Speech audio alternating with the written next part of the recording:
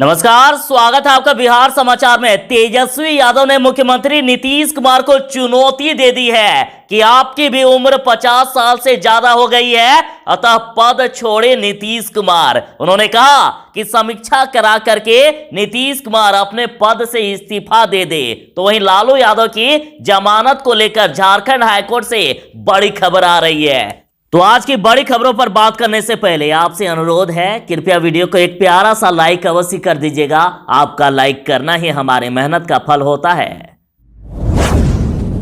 मुख्यमंत्री नीतीश कुमार 50 साल से ज्यादा उम्र के सरकारी कर्मचारियों को हटा रहे हैं, तो इस पर तेजस्वी यादव ने मुख्यमंत्री को चुनौती दे दी है। उन्होंने कहा कि सिर्फ 50 साल के ऊपर सरकारी कर्मचारी ही क्यों, 50 साल के ऊपर मुख्यमंत्री सहित सभी विधायक, मंत्री, नेता आदि सभी की कार्य क्षमता देखी जाए। देखिए तेजस्वी यादव क्या कुछ कह रहे हैं। कार्य क्षमता देखी जाएगी तो सभी लोगों का, मुख्यमंत्री से लेके सभी मंत्री, विधायक, विपक्ष के नेता, सब लोगों की कार्य क्षमता देखे ना। फिर केवल सरकारी कर्मचारी की कार्य क्षमता की, तब तो 50 साल के बाद वाले जितने जनप्रतिनिधि हैं, मंत्री हैं, मुख्यमंत्री हैं, सबको रिटायरमेंट ऑफिस वाला से। और अभी से असल में सवाल जो पूछा जाएगा तो मुख्यमंत्री से पूछा जाएगा ना, वो तो थक चुके हैं ऑफिस वाला। बिहार सरकार ने यह मान लिया है कि सरकारी स्कूलों में 40 लाख बच्चे कम हो गए हैं। बिहार में शिक्षकों की भारी कमी है, लेकिन सरकार नियुक्ति नहीं कर रही है। 94,000 शिक्षकों का मामला भी लटका करके रखे हुए हैं। और अब खुद शिक्षा मंत्री मान रहे हैं कि यह खबर सही है, बिहार के स्कूलों में 40 लाख बच्चे कम हो गए हैं।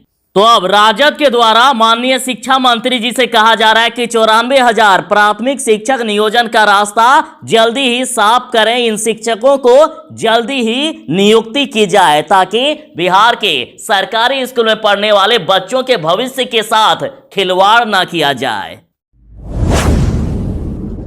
बिहार सरकार ने घोषणा कर दी है कि स्वास्थ्य विभाग में बहुत ही जल्द 6,338 चिकित्सकों व 1,772 प्रयोगशाला प्रावैधिकी की नियुक्ति होगी।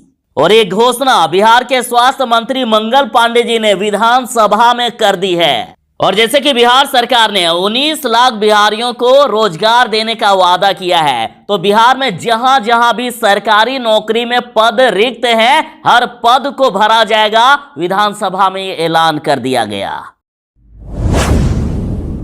नीतीश के मंत्री के कारनामे तो धन्य हैं, देख लीजिए। और एक आश्चर्यचकित करने वाले कारनामे सामने आए हैं। मंत्री मुकेश साहनी के कारनामों से मुख्यमंत्री नीतीश कुमार भी आश्चर्यचकित हो गए। देखिए, हाजीपुर में पशुपालन विभाग के कार्यक्रम में मंत्री मुकेश साहनी को आना था, लेकिन उनके भाई चले गए, वो भी सरकारी वाहन का प्रयोग करके, और उस कार्यक्रम में चीफ गेस्ट भी बने। और जब विधानसभा में यह मामला उठा तो मुख्यमंत्री नीतीश कुमार भी आश्चर्यचकित हो गए और कहा, यह तो अचंभित करने वाली बात है। इस वक्त की बड़ी खबर आ रही है कि अब मोदी सरकार के विरोध में आरएसएस भी आ गए हैं। आरएसएस अब मोदी सरकार के खिलाफ आंदोलन करेगा। सरकारी कंपनियों को बेचने के खिलाफ आरएसएस का संगठन आ गया है। 15 मार्च से आंदोलन किया जाएगा।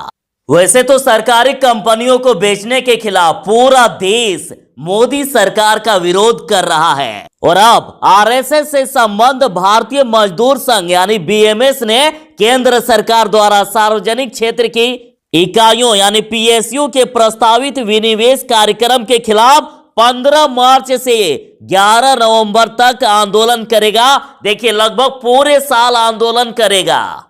अब मोदी सरकार का विरोध इस प्रकार से किया जा रहा है कि अब खुद आरएसएस 15 मार्च से नवंबर तक सरकार के विरोध में आंदोलन करने की चेतावनी दे दिए हैं।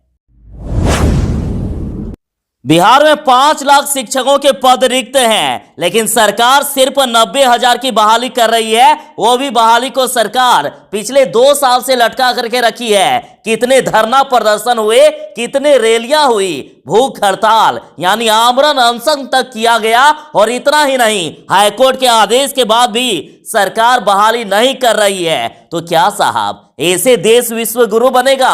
ज्ञान की धरती बिहार की हालत आपने कैसी कर दी है कि आज बिहार के सरकारी स्कूलों से बच्चों की संख्या लगातार घटती ही जा रही है। और जब विधानसभा में विपक्ष ने यह सवाल पूछा कि 5 लाख शिक्षकों की पद रिक्त है तो इसकी बहाली क्यों नहीं होती है, तब शिक्षा मंत्री की तरफ से कहा गया है कि इस पर विचार किया जाएगा।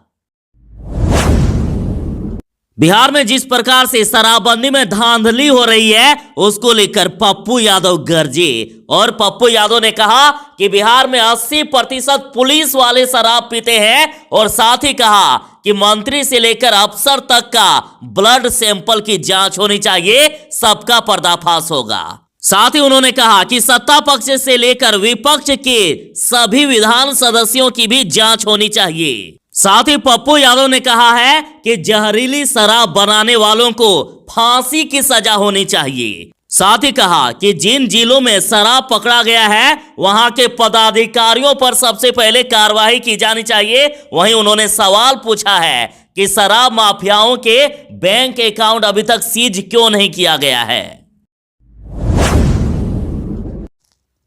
एबीपी न्यूज ने तो अभी से क्लियर कर दिया है कि बंगाल में बीजेपी नहीं चलेगी, बीजेपी हारने वाली है। पश्चिम बंगाल में तीसरी बार ममता सरकार और ममता सरकार के साथ है तेजस्वी सरकार। देखिए, एबीपी न्यूज सी वोटर के ओपिनियन पोल के मुताबिक सूबे में टीएमसी की सरकार 148 से अब 164 सीटों के साथ सरकार बना सकती है, जबकि बीजेपी 100 तक का भी आंकड़ा छू पाएगी कि नहीं ये भी मुश्किल है। देख लीजिए बिहार सरकार ने कितना बड़ा घोटाला कर दिया है। आरजेडी ने कहा कि हरदम घोटाले का विचार नीतीश कुमार। बिहार में कोरोना मृतकों की सूची में शामिल लोग अब जिंदा मिल रहे हैं। बिहार में कोरोना से मृत लोगों के आश्रितों को मुख्यमंत्री राहत कोष से मिलने वाली 4-4 लाख की आर्थिक सहायता राशि में पेंच फंस गया है। और इसलिए क्योंकि जिनकी सूची दी गई है कि वे मर गए हैं तो वे जिंदा मिल रहे हैं। तो इससे साफ पता लगता है कि जिंदा लोगों का भी सरकार ने आंकड़े बना करके भेज दिए कि हमने इतना जांच किया, यहां इतना कोरोना घोटाले कर दिए। वाह रे सरकार। बिहार में सरकारी नौकरी की बहार। बिहार में 12वीं पास के लिए 2380 पदों पर वैकेंसी निकली है। 69,100 तक सैलरी दी जाएगी और 25 मार्च तक आप आवेदन कर सकते हैं। और ये वैकेंसी अग्निशामक विभाग में निकली है। बिहार में फायरमैन के पदों के लिए 2380 वैकेंसी निकली है। और आप ऑफिशियल वेबसाइट www.csbc.bis.nic.in पर जाकर 25 मार्च से पहले आवेदन कर सकते हैं। जनरल ओबीसी को 450 रुपए आवेदन शुल्क और SC/ST वालों को 112 रुपए देना होगा।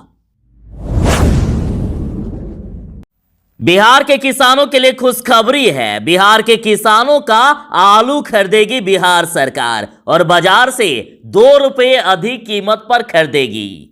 पहले तो आलू का भाव भी आसमान छू रहा था, लेकिन जैसे ही किसानों ने आलू उपजाया उसकी रेट इतनी गिर गई कि कहो भी मत। तो देखिए, बाजार में किसानों को आलू का उचित मूल्य नहीं मिल पा रहा है, लेकिन बिहार सरकार ने इस मामले में गंभीर रूप अपनाया है और किसानों को आलू का सही रेट दिलाने के लिए धान के तर्ज पर आलू की खरीद करेगी बिहार सरकार और बाजार से 2 रुपए अधिक भाव देगी।